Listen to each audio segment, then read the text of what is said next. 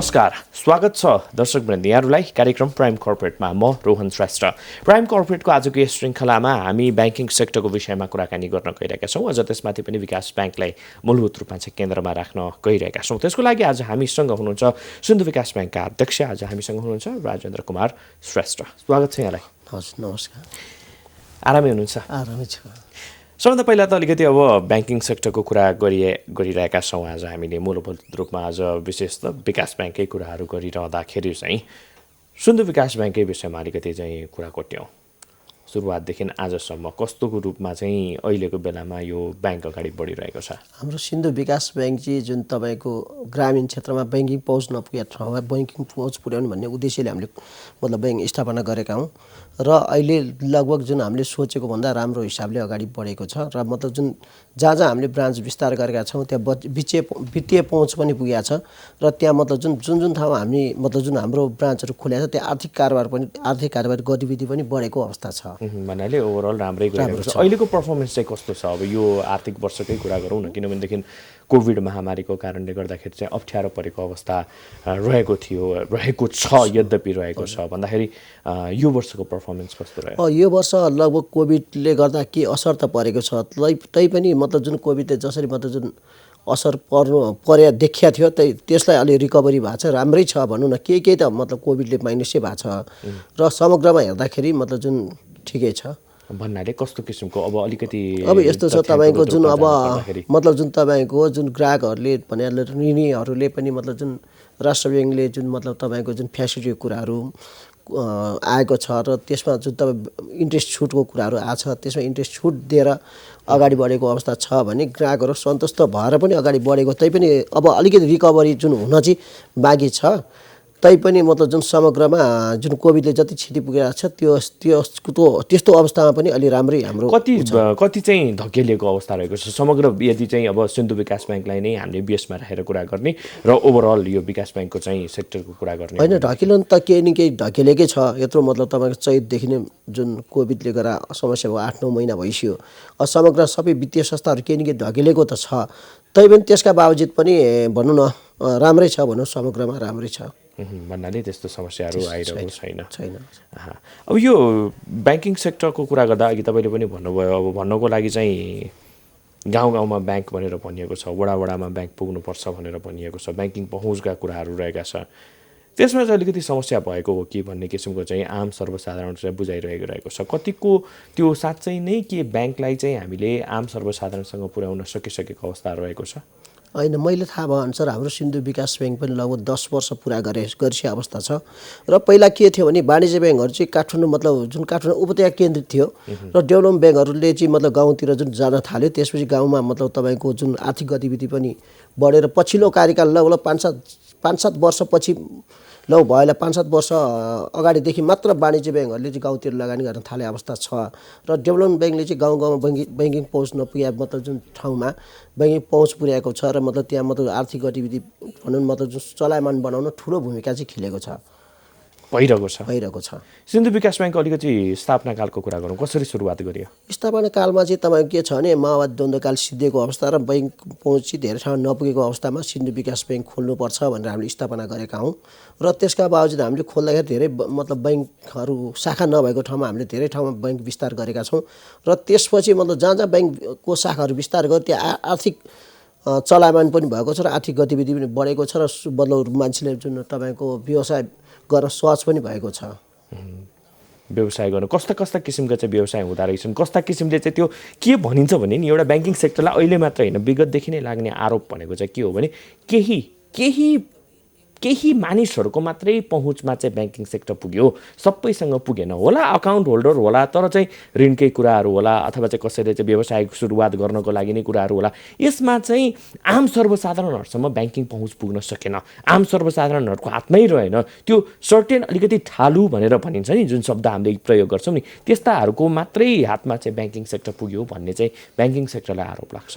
तर त्यो डेभलपमेन्ट ब्याङ्कमा त्यसो छैन। तैपनि तपाईँले भन्नुभएको जस्तो जुन सबै ठाउँ जहाँ पुग्नुपर्ने अझ पनि पुगिसक्यो, विस्तार भइसक्यो अवस्था त छैन। यत्रो मतलब जुन भनौँ न मतलब जुन धेरै बैङ्कहरू आएको र मर्ज भएको अवस्थामा पनि तैपनि मतलब जुन हाम्रो सिन्धु विकास ब्याङ्कले चाहिँ ब्याङ्किङ पहुँच नपुगेको ठाउँमा पुर्याएको छ।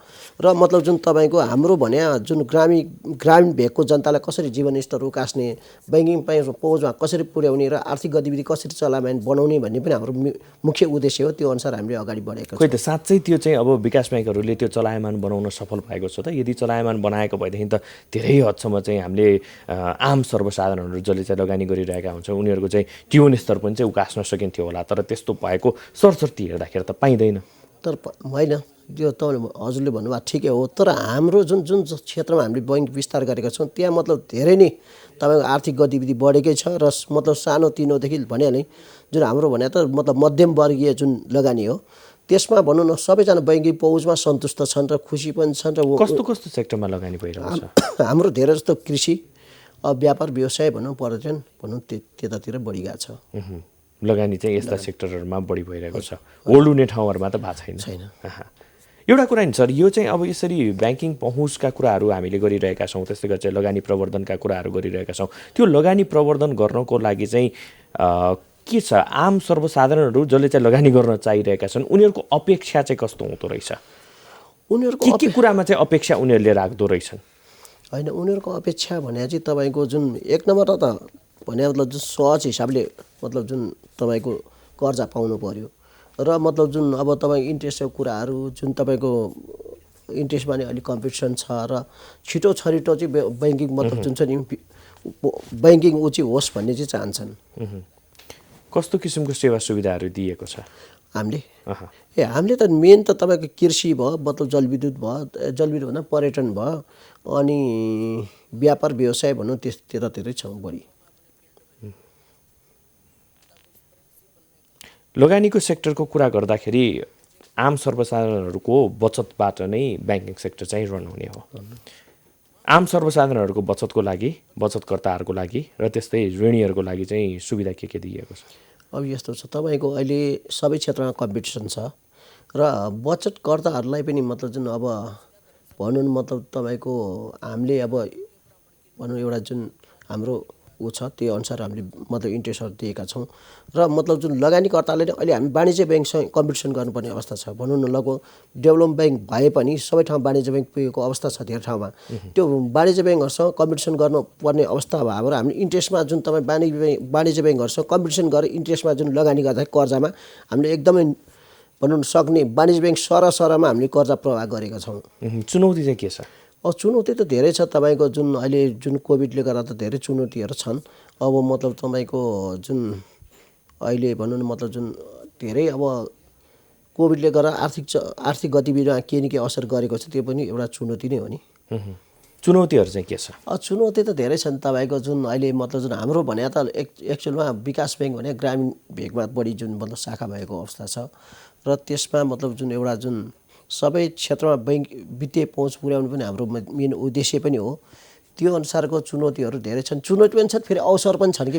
यो अवसर र चुनौतीको कुरा गरिरहँदा नि सरले चाहिँ दुईवटा कुराहरू उठाउनु भयो। एउटा भनेको चाहिँ आम सर्वसाधारणहरूको लागि चाहिँ ब्याङ्किङ पहुँचका कुराहरू जुन तपाईँहरूले धेरै हदसम्म गरिरहनु भएको छ, त्यसमा पनि थप चुनौतीका कुराहरू गरिरहनु भएको छ। अर्को भनेको लगानीका चुनौतीहरू, होइन? यो लगानीका चुनौती र त्यस्तै गरेर चाहिँ तपाईँको चाहिँ ब्याङ्किङ पहुँचका चुनौतीलाई हेर्ने हो भने लगानीमा चाहिँ कस्ता कस्ता किसिमका चुनौती? तपाईँ यस्तो छ, तपाईँको ब्याङ्किङ पहुँचमा चाहिँ हाम्रो डेभलप ब्याङ्कमा त्यति ब्याङ्किङ पहुँच चाहिँदैन। जुन तपाईँ भनिहाल्ने मतलब जुन सर्वसाधारणकै लागि मतलब खोलेको ब्याङ्क हो।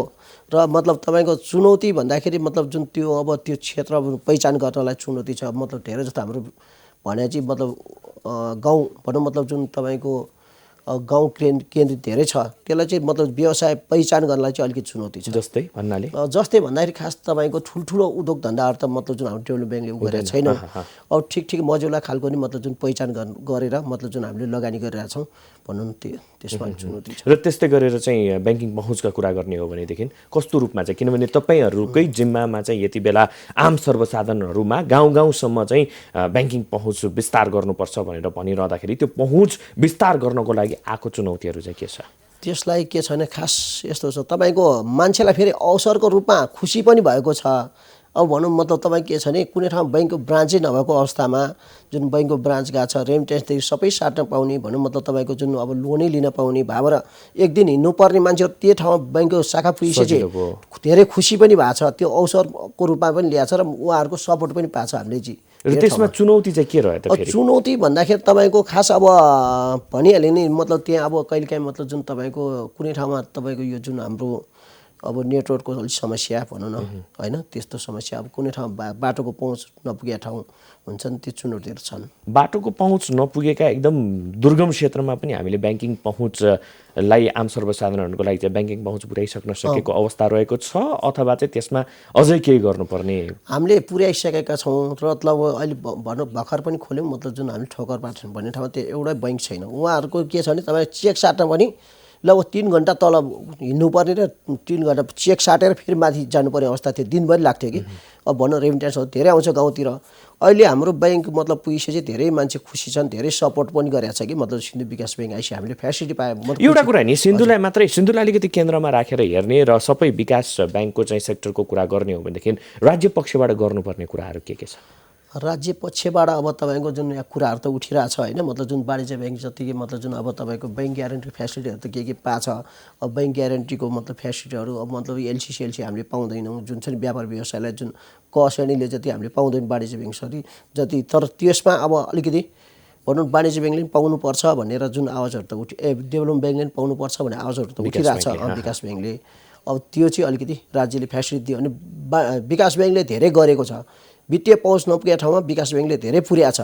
तपाईँको मैले भने अघि नि तपाईँको योभन्दा 6-7 वर्ष अगाडि त वाणिज्य ब्याङ्कहरूले मतलब उपत्यका बाहेकको बाहिर लगानी नै गर्दैन थियो, बाहिरको पैसा गाउँको पैसा मतलब उपत्यका ल्याउँथ्यो, पैसा निक्षेप लिने लगानी नगर्ने अवस्था थियो भने अहिले मतलब विकास ब्याङ्कले चाहिँ मतलब त्यो ठाउँमा चाहिँ लगानी पनि मतलब गर्ने निक्षेप पनि उठाउने गरेको चाहिँ विकास ब्याङ्कले हो। हुन्छ, हामी यसै विषयमा थप कुराकानी गर्नेछौँ, तर एकैछिनको व्यापारिक विश्रामपछि हामी हाम्रो कुराकानीलाई फेरि पनि अगाडि बढाउनेछौँ।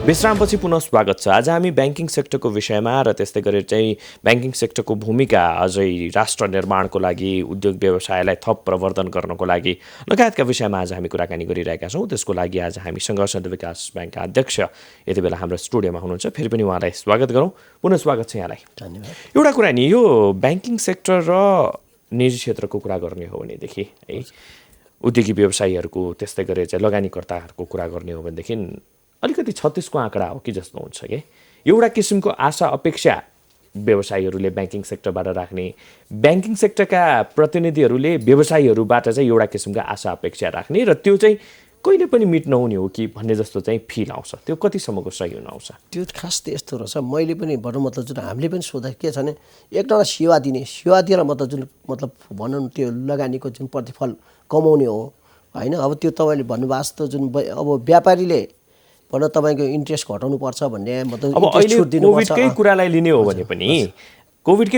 हो भने पनि धेरैभन्दा धेरै व्यवसायहरूको माग चाहिँ के छ भने यो टेन्योरको चाहिँ ब्याज मिना गरिदिनुपर्छ भन्ने जस्तो चाहिँ कुराहरू आउँछ। अब त्यो ब्याज मिना पनि कतिसम्मको सही हो होइन आफ्नो ठाउँमा रहला, तर व्यवसायीहरूको आँखाबाट हेर्ने हो भने त्यो फेरि धेरै राहतको चाहिँ कुराहरू हुन आउँछ भन्दाखेरि यो कुरालाई कसरी हेर्न सकिन्छ? यसलाई चाहिँ यस्तो छ, ठ्याक्कै भन्नलाई त्यो सजिलो छ होइन, तर के छ भने त्यो त तपाईँको हामीले निक्षेप त मतलब जुन जनताबाट उठाएको उहाँहरूको पैसाको इन्ट्रेस्ट त दिनु पर्यो होइन, इन्ट्रेस्ट मतलब ब्याज त तिर्नु पर्यो भने चाहिँ मतलब ब्याज चाहिँ अब राष्ट्र ब्याङ्कले जुन तपाईँको जुन 3-4 महिनाको 3 महिनाको चाहिँ अस्ति 10% छुट भनेको छ, त्यो चाहिँ लगभग सबै वित्तीय संस्थाले दिइसकेको अवस्था छ। र मतलब जुन ठ्याक्कै मिना भन्न चाहिँ मतलब भन्न सजिलो छ, मिना त मतलब जुन अब हामीले जनताको हामीले भने वित्तीय संस्थाले पनि उठा पैसा त जनतालाई तिर्नु पर्यो ब्याज होइन, त्यो हिसाबले अलिकति असर। ब्याङ्क र यो लगानीकर्ताहरूको चाहिँ जहिले पनि भनाइ चाहिँ कस्तो रह्यो भनेदेखि एकातिर ब्याङ्कले चाहिँ आफ्नो यो चाहिँ तरलता अथवा आफूसँग भएको पुँजीलाई चाहिँ लगानी गर्नुपर्छ, सही ठाउँमा लगानी गर्नुपर्छ भनेर भनिराख्ने, अनि त्यसपछि यतातिर चाहिँ ब्याङ्कबाट विभिन्न किसिमका समस्याहरू हुन्छ भन्ने किसिमका चाहिँ माइन्डसेट पालेर चाहिँ निजी व्यवसायहरू बसिरहेको पनि कति केसमा हामीले पाउँछौँ। त्यो कतिसम्मको चाहिँ सही कुरा हुन आउँछ? यस्तो समस्या त खास नहोला। मैले जुन तपाईँको जुन ब्याङ्कले पनि धेरैभन्दा धेरै व्यापार विस्तार गराउनु भन्ने हो, तपाईँको व्यापार विस्तार गरिसके प्रतिफल मतलब जुन आउने हो त्यसपछि मतलब खास त्यस्तो समस्या त नहोला। ब्याजलाई लिएर धेरै हदसम्म चाहिँ प्रब्लमहरू आउँछ नि। अब तपाईँ त आफै पनि निजी क्षेत्रमा चाहिँ लागिरहनु भएको मान्छे होइन, कस्तो हुँदो रहेछ त्यो? अब यता एकातिर निजी क्षेत्रको प्रतिनिधि पनि र अर्कोतिर चाहिँ ब्याङ्किङ सेक्टरको प्रतिनिधि पनि। यसमा यस्तो रहेछ मतलब दुईतिर त हजुरले भन्नुभएको जस्तो जुन दुईतिर एकतिर हेर्दा ब्याङ्कले मतलब ब्याजै छुट दिनुपर्ने जस्तो हो, अर्कोतिर ब्याङ्ककै क्षेत्रबाट हेर्दा चाहिँ कस्तो अब छुटै दिन सक्ने अवस्था त छैन। तर त मतलब जुन तपाईँको यता लगानीकर्ताको आँखाबाट हेर्दाखेरि चाहिँ के हुँदो रहेछ नि? लगानीकर्ताको आँखाबाट हेर्दाखेरि तपाईँको अब यस्तो छ, तपाईँको के छ भने अब बन्द उद्योग धन्दा त बन्द भएको अवस्था थियो, 2-3 महिना त लकडाउन भएको अवस्था थियो होइन। अब त्यो अवस्थाले हेर्दाखेरि चाहिँ अब केही छुट अलिक बढी छुट दिनुपर्छ भन्ने हो।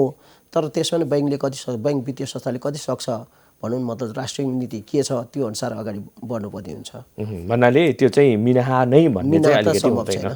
यो कोभिडको बेलामा चाहिँ लगानीकर्ताहरूको लागि त्यस्तो केही विशेष व्यवस्था ल्याइयो? अब यस्तो छ, समग्र रूपमा अब तपाईँहरूको ब्याङ्क त छँदैछ, त्योदेखि बाहेक आएर विकास ब्याङ्क समग्र यस्तो राष्ट्र ब्याङ्कले मतलब जुन सर्कुलर जारी गरेको छ त्यो अनुसारको हामीले मतलब सबै ब्याङ्कहरूले त्यो अनुसार मतलब जुन फेसिलिटीहरू विशेष अरू केही विशेष अरू त अब सिन्धुकै कुरा गरौँ न। अब यस्तो छ, तपाईँ कोभिडको बेलामा तपाईँको 3 महिना 10% छुट भने त्यो छुट दिएकै छ। अब अरू पनि मतलब जुन तपाईँको राष्ट्र ब्याङ्कको नीति अनुसार मतलब के छुट भनेको छ त्यसरी हामी अगाडि बढेका छौँ। भन्नाले ट्याक्कै कङ्क्रिट रूपमा यही भनेर चाहिँ 10% मतलब दिएकै भयो, त्योदेखि बाहेक चाहिँ अरूहरू छन् चाहिँ टर्म्स एन्ड कन्डिसनहरू हेरेर हुने होला होइन। अलिकति मैले चाहिँ प्रसङ्ग मोड्न चाहेँ, एफएनसिसिआई पनि अब यति बेला चाहिँ निर्वाचनको चाहिँ सङ्घारमा छ। सम्भवतः तपाईँ आफै पनि सिन्धुपाल्चोकमा जिल्लाबाट चाहिँ धेरै हदसम्म एफएनसिसिआईको राजनीति गरिरहनु भएको छ। एफएनसिसिआईको यो निर्वाचनलाई एफएनसिसिआई भित्रको चाहिँ यो प्रतिस्पर्धालाई राजनीति भनेर भनौँ? अब यसलाई राजनीति ठ्याक्कै नभनौँ। हामी पनि म पहिला सिन्धुपाल्चोक उद्योग वाणिज्य सङ्घमा 2 चोटि अध्यक्ष भएँ, अहिले चाहिँ सिन्धुपाल्चोक उद्योग वाणिज्य सङ्घबाट 2 कार्यकाल केन्द्रीय सदस्य पनि भइसक्यो हो। अब यसमा अलिकति मतलब तपाईँको के रहेछ भने मतलब जुन व्यापारीको हक हितको लागि लड्ने संस्था हो, म पनि भएकै संस्था हो, तर बिचमा अलिकति मतलब त्यसलाई अलिकति ड्यासिङ लिन सक्ने र नसक्नेमा कुरा हुने रहेछ। मतलब त्यो अनुसारको मतलब ऊ गर्न पायो भने व्यापारीको हक हितमा बोल्न सक्ने मान्छे चाहिँ आयो भने चाहिँ मतलब अलिकति व्यापारीहरूले मतलब जुन अब राहत पाउने मतलब नियम अनुसार राहत पाउने र नत्र कोही चाहिँ मतलब जुन अब आफ्नै मात्र जुन केन्द्रको राजनीतिलाई कसरी हेर्नुहुन्छ मफसलमा बसेर? अब यस्तो छ, त्यहाँ तपाईँले मैले भने नि ठ्याक्कै कोही चाहिँ छन् पोजिसनमा पुइसे चाहिँ मतलब हाई पोजिसनमा पुइसे चाहिँ आफ्नो मात्र पनि हेर्ने खालको पनि छन् र मतलब समग्र व्यापारी व्यवसायको मतलब अहिले चुनावी मतलब तपाईँलाई लागिरहेको छ नि अहिले सबै मतलब जुन तपाईँको अब देश दौडा छ, अब त्यसमा म पनि उठिरहेको छु, केन्द्रीय सदस्य उठिरहेको छु भनेपछि तपाईँको पहिला भन्छन् तर मतलब सबैले गर्दैन, कोहीले मतलब जुन व्यापारी हक हितको लागि मतलब बोल्छन् गर्छन् मतलब अगाडि मतलब सही ढङ्गबाट चाहिँ केन्द्र अगाडि बढ्न सकेको छ। अब अलिकति महासङ्घमा त्यस्तै भइरहेछ जुन चाहिँ तपाईँको अलिकति अब सबै खिचातानी बढी भएको छ। अब यो त्यो खिचातानीले जिल्लालाई कतिको प्रभाव पारेको छ? त्यसले धेरै पारेको छ नि। तपाईँको जस्तै व्यापारी व्यवसायको हक हितमा लड्न सक्नु पर्यो, सम्बन्धित निकायमा मतलब तपाईँको कुरा मात्र राख्ने होइन, कार्यान्वयन गराउन सक्नु पर्यो होइन। त्यतातिर हक हित भन्ने चाहिँ कस्तो हो? यो चाहिँ जिल्लातिरको चाहिँ जिल्लाको चाहिँ व्यापारीहरूको अपेक्षा चाहिँ के रहँदो रहेछ? जिल्लातिरको यस्तो धेरै समस्याहरू आइरहन्छ तपाईँको भने मतलब कहिले अब तपाईँको अब कर जाँदै कर लगाउने कुराहरू आउँछन्, मतलब तपाईँको जुन अब अहिले तपाईँको धेरै समस्याहरू छन्। त्यो कुराहरू चाहिँ अब कुन समयमा मतलब धेरै समस्याहरू आउँछ, त्यो कुरालाई चाहिँ मतलब जुन कार्यान्वयन गराउन सक्नु पऱ्यो कि मतलब बोल्न र भन्न मात्र ठुलो कुरा भन, त्यसलाई कार्यान्वयन गराउन सरकार पक्षसम्म बसेर कार्यान्वयन गराउन सक्नु पऱ्यो। त्यो चाहिँ समस्याहरू चाहिँ ठ्याक्कै भन्नुपर्दाखेरि चाहिँ त्यो कर्जा सर्जाको मात्रै समस्या हो कि अरू पनि विविध पोलिसीगत नीतिगत समस्याहरू आउँदो रहेछ? पोलिसीको समस्या धेरै छन् नि, धेरै छन्। तपाईँको अब मतलब जुन तपाईँ अब अस्ति भनिहालेँ, तपाईँ भर्खरै पनि मैले भने जाँदै मतलब कर लाउने अनि वडाले कर लाउने, गाउँपालिकाले कर लाउने भनौँ, मतलब जुन सरकारले कर लाउने जुन अब घर भनौँ भयङ्कर घरबाट करहरू बढेको अवस्था छ। त्यो बाहेकको पनि मतलब जुन तपाईँको धेरै समस्याहरू छन् र त्यसलाई मतलब कार्यान्वयन गर्नु मतलब जुन व्यापारीको एक्चुअल समस्या के हो त भनेर मतलब किटान गरेर मतलब त्यसलाई सरकार पक्षसँग कुरा गरेर मतलब त्यसलाई जुन गर्न सक्नु चाहिँ पर्यो। भवानी राणाको कार्यकाललाई अलिकति समीक्षा गरौँ न, कस्तो रह्यो? भवानी राणाको समग्रमा राम्रै भयो, तर पक्ष विपक्ष भएर म पनि त्यही कार्यकालमा मतलब कार्य समितिमा थिएँ। पक्ष विपक्ष भएर अझ जसरी काम गर्नु पर्यो, जसरी काम गर्थ्यो त्यसरी अझ मतलब अगाडि काम गर्न सकेको अवस्था चाहिँ छैन। भएन। जसरी काम गर्नु पर्थ्यो भने मतलब जसरी मतलब जुन अब महासङ्घले जसरी मतलब जुन व्यापारी हक हितलाई मतलब व्यापारी समग्र व्यापारलाई समेटेर जानुपर्ने थियो त्यसरी चाहिँ मतलब जुन गर्न खोज्दा पनि जुन पक्ष र विपक्ष भएर त्यहाँ त्यति गर्न सकेन भनौँ न। अब आउने कार्यकाल अब आउने नेतृत्वबाट अपेक्षा चाहिँ के रहन्छ किनभने एकातिर चाहिँ अब चन्द्र ढकाल हुनुहुन्छ अर्कोतिर चाहिँ किशोर प्रधान हुनुहुन्छ दुईटाको आफ्नै आफ्नै किसिमको चाहिँ एउटा व्यक्तित्व आफ्नै आफ्नै किसिमको चाहिँ एउटा पिआर आफ्नै आफ्नै किसिमको चाहिँ एउटा सोच रहेको छ र त्यसमाथि पनि अब अध्यक्ष भनेर त शेखर गोल्छा पक्की भइसक्नु भएको अवस्था रहेको छ भन्दाखेरि अब चाहिँ कसरी अगाडि बढ्नुपर्छ एफएनसीसीआई? अब यस्तो छ अहिले पनि तपाईँको टिम घोषणा गरेको अवस्था छ होइन। अब तपाईँको शेखर गोल्छा त भइहाल्यो अब भने वरिष्ठ भएको छ तुरु त अब तपाईँको यो अध्यक्ष भइहाल्नु अध्यक्ष अब अलि अगाडि भावे त अहिले उहाँको नै कार्यकालै भइरहेको हुन्थ्यो। अब तपाईँको चन्द्र ढकालको एउटा टिम छ वरिष्ठ उपाध्यक्षको लागि अनि किशोर प्रधानको एउटा टिम छ टिमै उठेको अवस्था छ र मतलब अब 100सम्म सहमति भए त राम्रो त सहमति सम्भव छैन तैपनि मतलब चुनावसम्म मात्र द्वन्द्व र मतलब जुन पक्ष र प्रतिपक्ष भएर चुनावपछि मिलेर जानुपर्छ भन्ने नै हो। अब भनौँ न चुनावपछि मिलेको दृष्टान्त छ चुनावपछि चाहिँ मिलेर गएको उदाहरणहरू छ केही बाइक धेरैवटा मिलेको छ भए पनि मतलब हिजो अरूकै पक्षमा उठाएको थिएँ अहिले फेरि अर्कै पक्ष भनौँ मतलब त्यो पक्ष विपक्ष भने साधारण कुरा हो खास चुनाव सिद्धिएपछि सिद्धियो भनौँ न तपाईँको जुन यो पाइनल र ऊ पाइनल भन्ने चाहिँ हुनु हुँदैन भन्ने हो। एफएनसीसीआईले आफ्नो साख गिराएको छ भनेर पनि भनिन्छ नि विगतमा चाहिँ अब एउटा एक हिसाबले भन्यो भने मुलुकको निर्वाचन पछिको चाहिँ सबभन्दा ठुलो निर्वाचनको रूपमा एफएनसीसीआईको निर्वाचनलाई हेर्ने गरिन्थ्यो त्योदेखि बाहेक आएर चाहिँ राज्य सञ्चालकको आर्थिक सल्लाहकारको रूपमा पनि काम गरेको चाहिँ एफएनसीसीआईको एउटा इतिहास रहेको छ पछिल्लो समय चाहिँ त्यसको साख गिराएको हो भन्ने किसिमको चाहिँ एउटा प्रश्न तेर्सिएको छ। साख गिराएको नभनौँ साख अलिकति गिरिएको अवस्था चाहिँ छ होइन मतलब जुन ठ्याक्कै हामी त मतलब महासङ्घमै भएको अहिले पनि म छु कार्यकारी सदस्य छु तर साख गिराएको होइन गरेर खोज्दा जति मतलब जुन अब भनौँ मतलब अब बाहिरी हस्तक्षेप मतलब जुन चाहिँ पक्ष विपक्ष गर्दाखेरि साख अलिकति गिरेको अवस्था चाहिँ महासङ्घकै हाम्रो मतलब जुन पदाधिकारीहरू मतलब हामी कार्य समिति सदस्यहरूले पनि भनेकै अवस्था हो। अब बाहिर त मतलब थाहा भइहाल्छ होइन साख चाहिँ अलिक गिरेको अवस्था हो।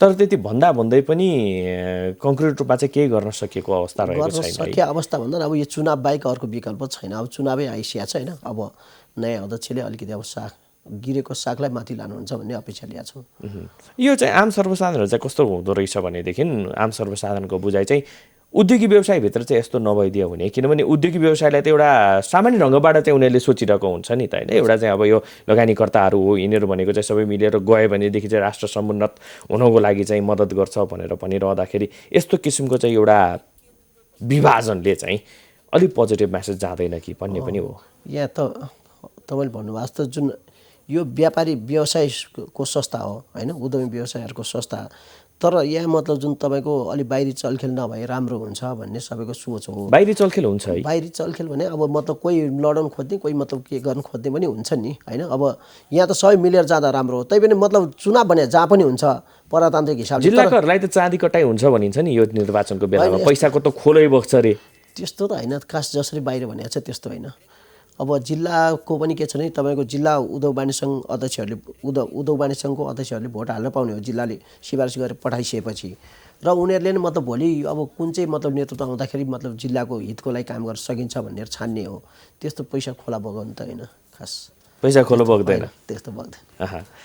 गर्नुपर्ने कुरा चाहिँ के छ जिल्लामा गर्नुपर्ने कुरा धेरै छ नि जिल्ला उद्योग वाणिज्य सङ्घको समस्याहरू धेरै आइरहन्छ कहिले भन्नु तपाईँको हडतालहरू भएको धेरै अहिले पनि छ त्यो हडताल हुने अहिले हडताल त छैन अब भनौँ तपाईँको पहिलाहरू मतलब होइन 2-4 महिना हडतालै भए अवस्था छ उनीहरूको समस्या भने ठ्याक्कै पहिल्यै आइरहने होइन कि समय फ्याटा आउँछ मतलब त्यसलाई निवारण गर्न सक्नु पर्यो भनौँ न उद्योग वाणिज्य सङ्घको होइन कि मतलब समग्र व्यवसायहरूको चाहिँ अब कहिलेकाहीँ समस्याहरू आउँछ मतलब सरकार पक्षबाट एउटा निर्णय हुन्छ व्यवसायले गर्न नसके अवस्था हुन्छ त्यसलाई चाहिँ मतलब जुन छ नि कसरी कार्यान्वयन भने मतलब जुन अब कार्यान्वयन पक्षमा लगेर मतलब कार्यान्वयन गर्न सक्नु पर्यो त्यसको लागि चाहिँ सम्भवतः अब आशा गर्ने ठाउँहरू चाहिँ प्रशस्तै रहेका छन्। हजुर हुन्छ राज सर यहाँ चाहिँ हाम्रो स्टुडियोमा आइदिनु भयो केही ब्याङ्किङ सेक्टरको विषयमा र त्यस्तै गरेर चाहिँ अलिकति एफएनसीसीआई निर्वाचनको विषयमा चाहिँ यहाँले आफ्नो विचारहरू राखिदिनु भयो यहाँलाई धेरै धेरै धन्यवाद। धन्यवाद तपाईँलाई मेरो 2 शब्द राख्ने मौका दिनुभयो त्यसलाई धन्यवाद। हजुर हस् धन्यवाद। दर्शक यहाँलाई पनि धेरै धेरै धन्यवाद आज हामीलाई साथ दिनुभएकोमा हेर्दै रहनुहोला प्राइम टाइम्स टेलिभिजन। नमस्कार।